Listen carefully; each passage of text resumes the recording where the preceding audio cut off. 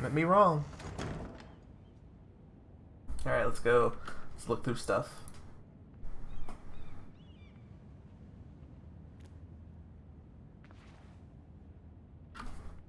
Okay.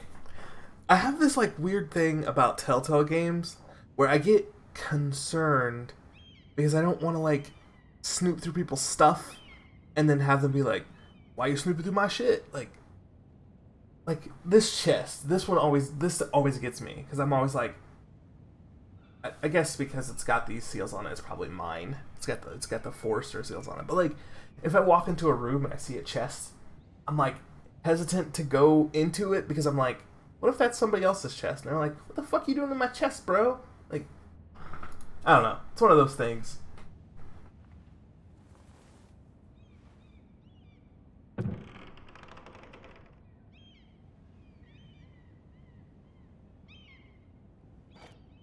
Ethan made this for me.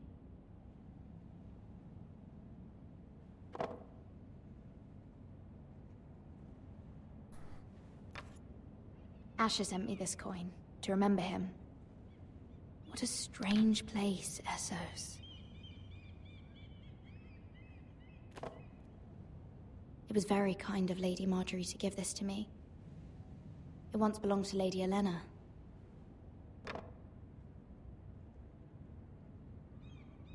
Lady Elena, I love her. She's like one of my favorite characters. Elena's a badass. Was. Spoiler. Much excitement here in King's Landing for the coming wedding. Lady Marjorie has proven to be quite popular throughout the city. I do wish you and Mother could come, although I know it would be impossible under the circumstances. I miss all of you, and I look forward to the day you can.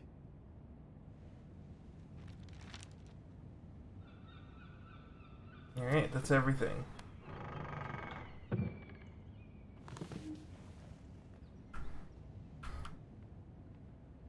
Wonders Made by Man, by Lomas Longstrider.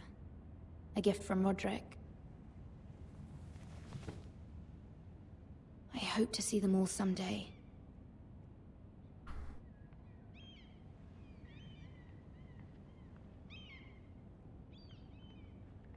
King's Landing. I wonder if it's sunny at Ironrath today. Such a cool name. Ironrath. That's a badass name. I want to be from Ironrath. Letter from Mother. It troubles me to even ask this of you, but you must appeal to Lady Marjorie to intervene on our behalf. She is our best hope, and can be a powerful ally, especially now when your family so desperately needs her help.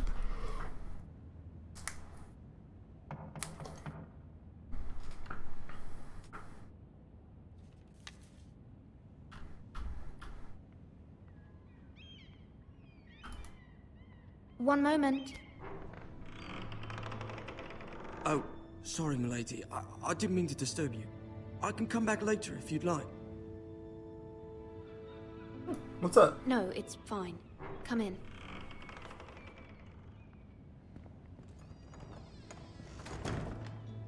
Oh. Okay. He's the coal. I thought he was like about to try to empty my chamber pot or something. Pardon, lady, but you all right? If you don't mind my asking, you seem rather upset. I'm fine. I'm fine, thank you. Of course, milady. Please hurry if you can. Lady Marjorie will be here any minute. Of course, milady. Wouldn't want Marjorie to see your dusty ass. You work for Lady Marjorie? I may be wrong, but it seems like you do. Perhaps you should come back later. Of course, milady. I don't know. It's King's Landing, man. I don't trust anybody. Who knows what that kid's up to? He probably works for fucking Cersei, wants me dead. I don't know.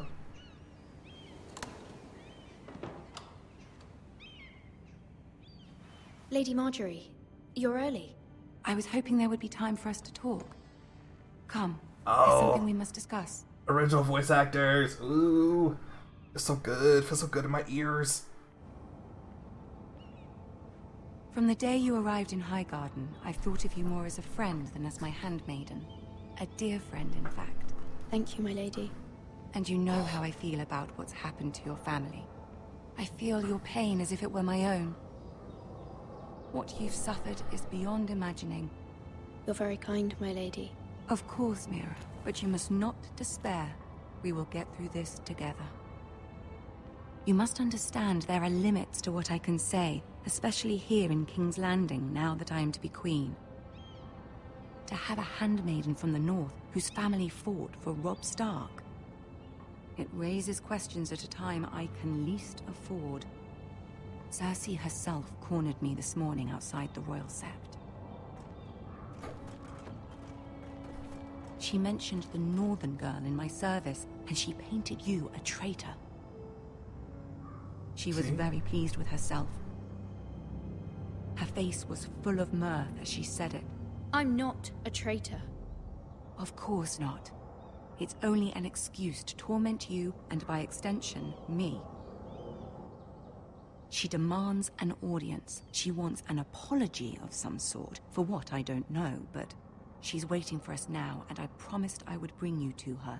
I wouldn't ask this of you if it were not important. I cannot afford any conflict with Cersei with the wedding so near. I'll do as you ask, my lady. I knew I could trust you. Humor her. Tell her what she wants to hear.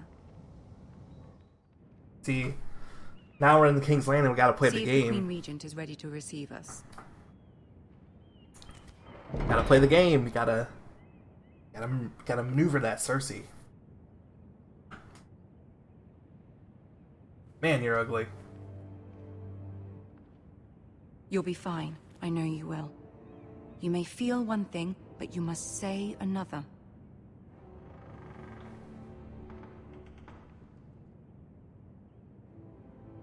Good luck. Nah, Slun. We got this.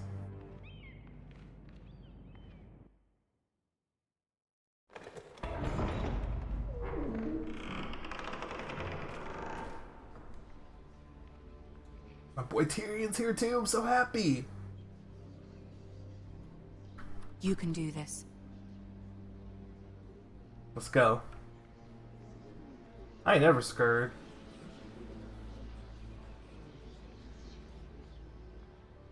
Why is she so much faster than me? How? Ah, Lady Marjorie. Oh, Aren't yes. you looking lovely this evening? Lord Tyrion. Your Grace? With your permission, allow me to introduce Lady Mira of House Forrester. Oh yeah, it's time to lick boot. I am honored, Your Grace. Yet not honored enough to kneel, I see. House Forrester is a northern house loyal to the king. Are they? I beg your pardon, Your Grace. I wasn't talking to you. I want to hear from the girl. Is your family loyal to the king? Perhaps you should ask the new Lord Forrester. He's not here, is he? She is. Joffrey is the one true king, Your Grace. And yet, for centuries the Forresters have been loyal bannermen to House Stark. A house of traitors. Yes, Your Grace. They are traitors. The Starks were your liege lord, yet you name them traitors so easily.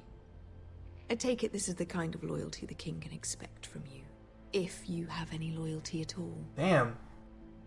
Is your house willing to swear fealty to your new liege lord, Roose Bolton? He is the Warden of the North, Your Grace. He is. And I the Queen Regent and Tyrion the Master of Coin. The girl has a remarkable talent for answering questions while in fact saying nothing at all. Hell yeah. Old allegiances are not easily abandoned.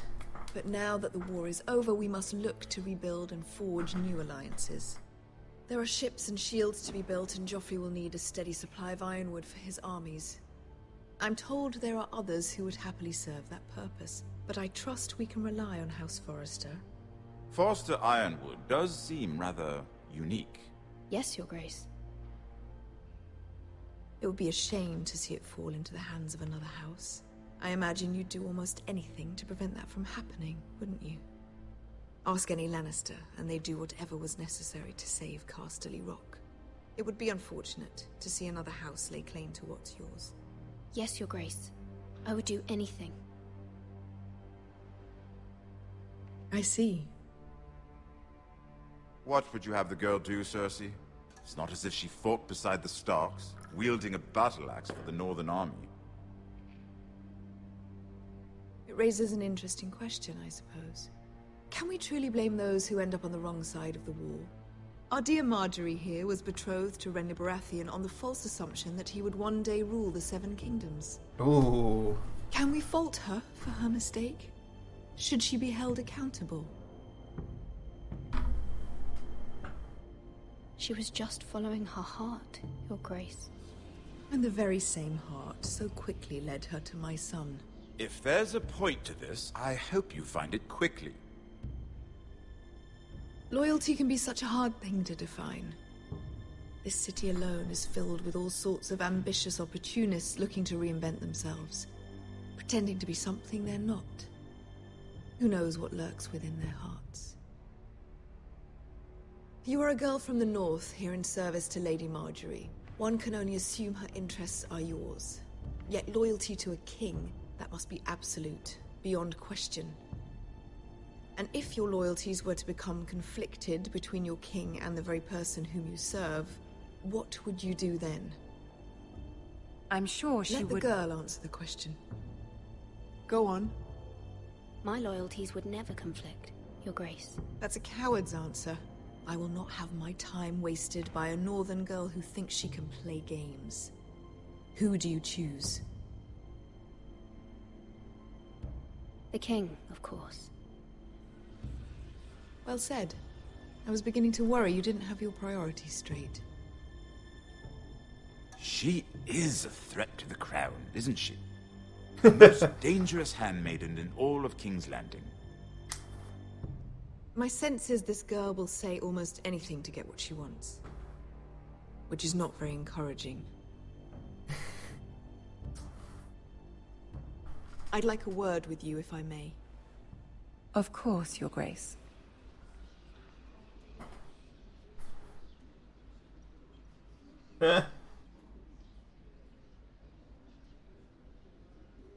I'll walk you out. This may come as a surprise, but I met your father once, at the tourney at Lannisport. Even then he didn't trust Roose Bolton. We only spoke briefly, but your father struck me as an honorable man. You have my condolences for his loss. These would be trying times for your family, even under the best of circumstances. Thank you, Lord Tyrion. That's very kind of you to say. That certainly took courage. To so publicly declare your loyalty to Joffrey for all to hear. Poor Lady Marjorie was humiliated, although Cersei seemed quite pleased. It was quite the first impression. I, of course, found it all highly entertaining. I did it for Lady Marjorie. Rather odd, if that's what she asked of you. But I'm sure she has your best interests at heart. My sister and I have our differences. She takes great pleasure in her little charades. I take mine in thwarting them. We must find our amusements where we can. She threatened to give your ironwood to another house. It is the Master of Coin who decides such matters. The crown needs boats. Boats need wood, and I speak for the crown in this regard, not her. What are you suggesting? I suppose the crown could be persuaded to secure ironwood from House Forrester.